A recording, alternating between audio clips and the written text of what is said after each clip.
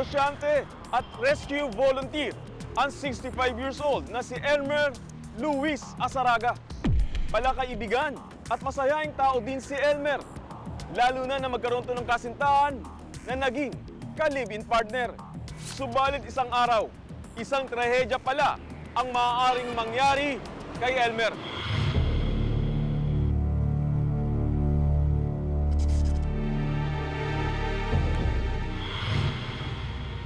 Mayo 17, 2014, isang SUV ang nakitang nakaparada sa gitna ng riles ng tren sa panulukan ng Osmeña Highway at Pasay Road sa Makati.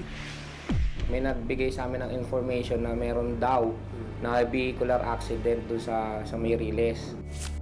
At nang siya sa atin, isang lalaki ang nakaantusay sa upuan ng driver, duguan at tila wala ng buhay.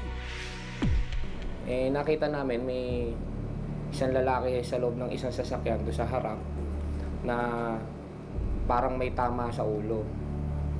Kaya in-inform namin yung pulis.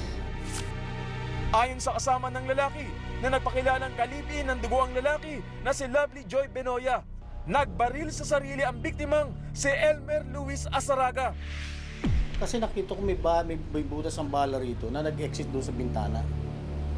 Nagalit ako, sabi ko, pira ka! Sabi ko, bakit ka nagpakamatay? Subalit sa paggulong ng investigasyon, isang bagay ang natuklasan ng mga otoridad. Suicide ang tinitingnang anggulo ng mga otoridad, base na rin sa salaysay ng live-in partner ni Elmer.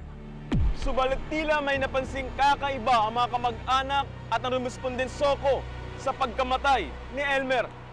Ano ang natuklasan ng mga otoridad sa nangyari kay Elmer? Abangan yan bukas sa pagpapatuloy ng Balita Serye. Be sure to come back. Use 5 everywhere. Copyright 2016.